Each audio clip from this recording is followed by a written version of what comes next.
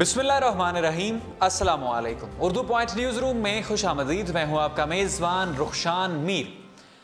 नाज़रीन, तमाम पाकिस्तानियों को, सियासतदानों को, सहाफ़ियों को और अवाम को अब इंतज़ार है JIT का फ़ैसला किसके हक़ में आएगा, ऊँट किस करवट बैठेगा। नवाज शरीफ साहब और नवाज शरीफ साहब के साहबजादे हसन और हुसैन नवाज JIT को फेस करने वाले हैं। 19वें ग्रेड के अफसरान वज़ीर आज़म पाकिस्तान और उनके साहबजादों से सवालात करेंगे और वो उनके जवाबात देंगे। मगर अब अगर अमूमी तौर पर पाकिस्तानी पॉलिटिक्स को देखा जाए तो लग ये रहा है कि 2018 के इंतखाबात की तैयारियां शुरू हो चुकी हैं। जलसों का सीज़न अब स्टार्ट हो चुका है। पाकिस्तान तहरीक इंसाफ के चेयरमैन ने ऐलान किया था कि सिंध अब पाकिस्तान तहरीक इंसाफ का है। कराची में जलसे करेंगे, सिंध के दूसरे इलाकों में जलसे करेंगे, वहाँ पर अपना वोट बैंक कायम करेंगे। पाकिस्तान पीपल्स पार्टी ने सिंध को ठेस पहुँचाई है, कराची को बैकवर्ड इलाकों में से एक इलाका बनाया, कराची शहर को।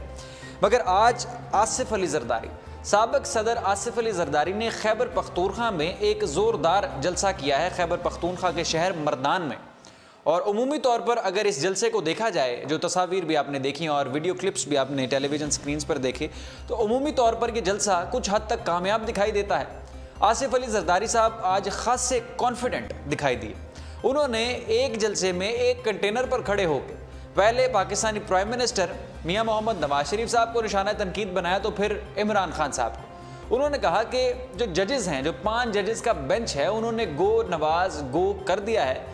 मौजूदा हुकूमत डिलीवर करने में मुकम्मल तौर पर नाकाम रही है। अब अवाम मियां मोहम्मद नवाज शरीफ साहब से निजात चाहते हैं, उनसे छुटकारा चाहते हैं। साथ ही साथ उसी कंटेनर पर खड़े होकर उसी अवाम से, उसी ऑडियंस से खिताब करते हुए आसिफ अली जरदारी ने यह कहा कि इमरान खान को सियासत नहीं करना आती। खैबर पख्तूनख्वा अब पाकिस्तान पीपल्स पार्टी का है। जैसे पाकिस्तान तहरीक इंसाफ ने कहा था कि सिंध जहां पर पीपल्स पार्टी की हुकूमत है वो अब पाकिस्तान तहरीक इंसाफ का है, तो आज आसिफ अली जरदारी ने कहा कि आज ये खैबर पख्तूनख्वा अगले इंतखाबात में पाकिस्तान पीपल्स पार्टी का हो जाएगा। उन्होंने साथ ही साथ ये कहा कि इमरान खान को सियासत तो करना नहीं आती, ये उम्र में मुझसे 4 साल बड़े हैं, तो ये नौजवानों के लीडर आखिर कैसे हुए। नौजवानों का लीडर इस मुल्क में सिर्फ एक है और वो बिलावल भुट्टो जरदारी है। आज आसिफ अली जरदारी ने दोनों जमातों को, पाकिस्तान तहरीक इंसाफ को और पाकिस्तान मुस्लिम लीग नवाज को निशाना तनकीद बनाया है। उन्होंने कहा कि इखलाकी तौर पर अब वज़ीर आज़म पाकिस्तान मियां मोहम्मद नवाज शरीफ साहब को मुस्ताफ़ी भी हो जाना चाहिए। इसका जो रद्द अमल आया दोनों जमातों की जानिब से, पाकिस्तान तहरीक इंसाफ की तरफ से और पाकिस्तान मुस्लिम लीग नवाज की तरफ से, सबसे पहले तो तलाल चौधरी ने इस हवाले से बयान दिया है। उन्होंने कहा कि नवाज शरीफ पर तनकीद करने का एक ट्रेंड चल चुका है और दौड़ लगी हुई है कि सबसे पहले मियां मोहम्मद नवाज शरीफ पर कीचड़ कौन उछालेगा, जो तनकीद करेगा वो बाजी ले जाएगा। और नईमुल हक साहब ने कहा कि साबिक सदर आसिफ अली जरदारी ने शिकस्त खुर्दा जहनीत का मुजाहरा किया है।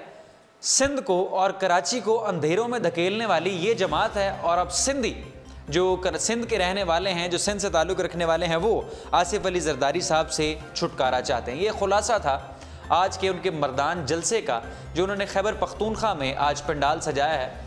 आसिफ अली जरदारी ने, पाकिस्तान पीपल्स पार्टी ने, और उन्होंने क्या कहा और दूसरी जमातों का इस पर क्या रद्द-ए-अमल था, ये मुख्तसर सा खुलासा मैंने आपके सामने रखा है। कुछ बात करनी है अफ़गानिस्तान से, क्योंकि अफ़गान आर्मी चीफ़ और अफ़गान वज़ीर दिफ़ा ने जो बल्ख में, अफ़गानिस्तान के सूबे बल्ख में जो फ़ौजी कैंप पर हमला हुआ तालिबान की जानिब से, और तालिबान ने फिर ज़िम्मेदारी कबूल की, उसकी बिना पर अफ़गान आर्मी चीफ़ और अफ़गान वज़ीर दिफ़ा ने इस्तीफ़ा दे दिया है। और साथ ही साथ ये भी कहा है कि अमन कायम करने में ये जो कुछ अदारे हैं उनकी नेगलिजेंसी थी, और जो अफ़गान सदर हैं अशरफ गनी, उन्होंने इस्तीफ़ा कबूल भी कर लिया। इस हमले का क्या पस मंज़र था वो आपको बताते हैं कि अफ़गानिस्तान के सूबे बल्ख में अफ़गान तालिबान ने हमला किया और रिपोर्ट शाया की, ज़िम्मेदारी कबूल की और कहा कि 500 के करीब फ़ौजियों को, पाकिस्तान 500 के करीब फ़ौजियों को हमने जाँबहक किया है।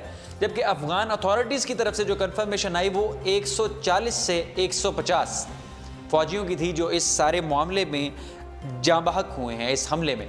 मगर साथ ही साथ पाकिस्तान ने फ़ौरन ही इस हमले की शदीद अल्फाज में मज़म्मत की पाकिस्तान की सिविल हुकूमत की जानिब से, पाकिस्तान की अस्करी क़यादत की जानिब से सख्त अल्फाज में बल्ख हमले की, फ़ौजी कैंप पर जो हमला किया गया अफ़गानिस्तान में, उसकी मज़म्मत की गई शदीद अल्फाज में। साथ ही साथ एक कड़ी मिली है 13 अप्रैल को जो अफगानिस्तान में mother of all bombs, America ने जो बम गिराया, नॉन न्यूक्लियर बम, जिससे अफगानिस्तान के सूबे नंगरहार में शदीद तबाही बर्पा हुई, उससे कड़ियाँ मिली हैं।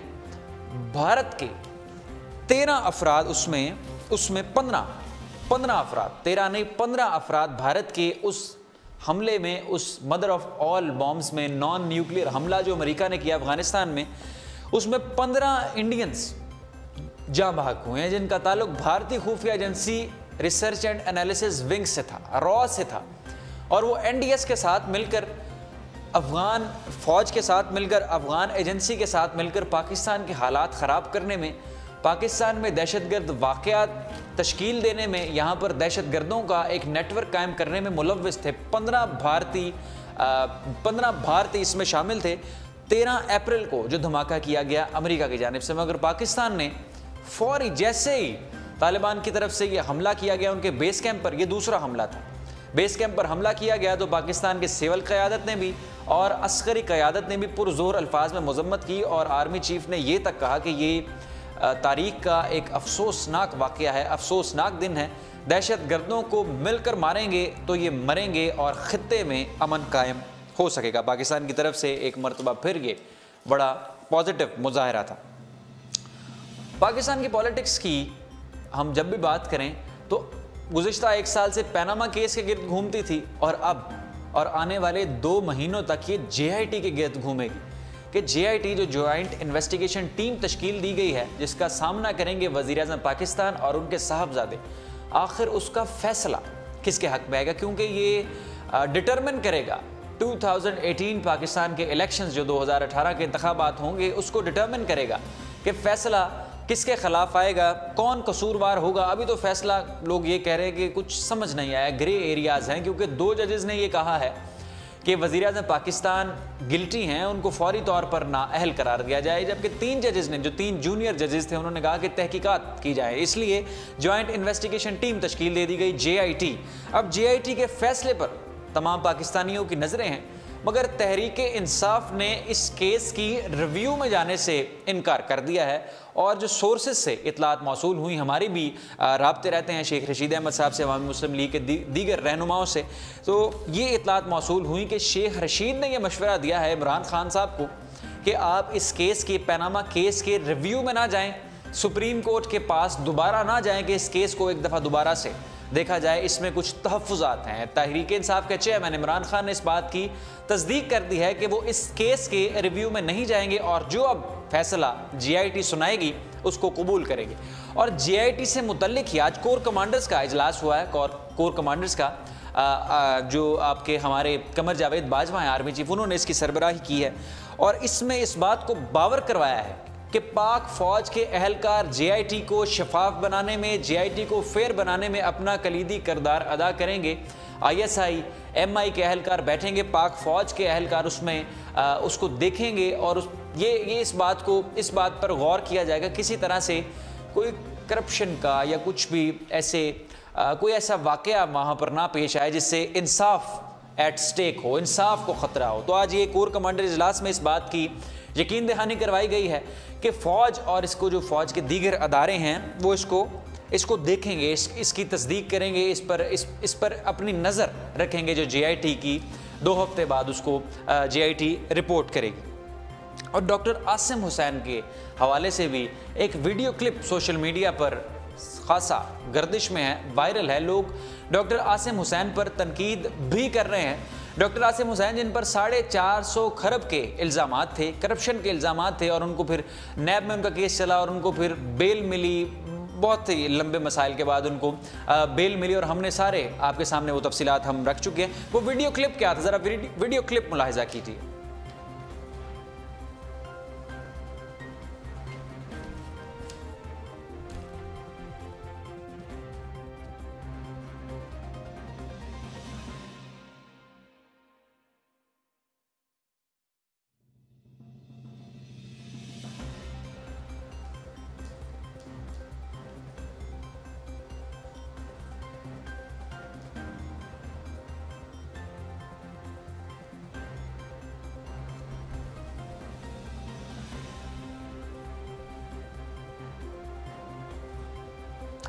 जी, ये वीडियो क्लिप आपने मुलाहजा कीजिए।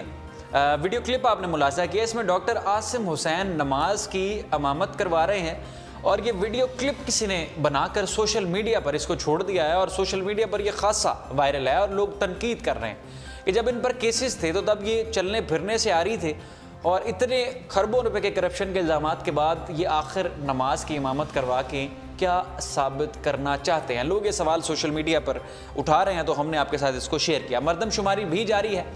इस्लामाबाद समेत पंजाब, खैबर पख्तूनख्वा, फाटा, आज़ाद जम्मू कश्मीर और गिलगित बल्तिस्तान में छठी खाना और मरदमशुमारी के दूसरे मरहले का आगाज़ मंगल से किया जाएगा और ये मरदमशुमारी 24 मई तक जारी रहेगी और इस मरदमशुमारी के तहत 88 अजला में खाना और मरदमशुमारी की जाएगी, जिनमें पंजाब के 21, सिंध के 17, बलोचिस्तान के 17, खैबर पख्तूनख्वा के 12, आज़ाद कश्मीर और गिलगित बल्तिस्तान, फाटा और वफाकी दारुल हुकूमत इस्लामाबाद के अजला शामिल हैं। 24 मई तक ये मरदमशुमारी का जो सिलसिला है वो जारी रहेगा। और इसके JIT के हवाले से पाकिस्तान पीपल्स पार्टी के रहनुमा मंजूर वसान, जो अपनी पेशीन गोइयों की वजह से मकबूल हैं, मशहूर हैं, ख़बरों में रहते हैं, ख़बरों की जीनत बने रहते हैं, उन्होंने ये कहा है कि वज़ीर आज़म नवाज शरीफ 15 जून से जुलाई तक ख़तरात में होंगे और प्रेशर की वजह से उन पर इतना प्रेशर बिल्डअप किया जाएगा अपोजिशन की वजह से कि वो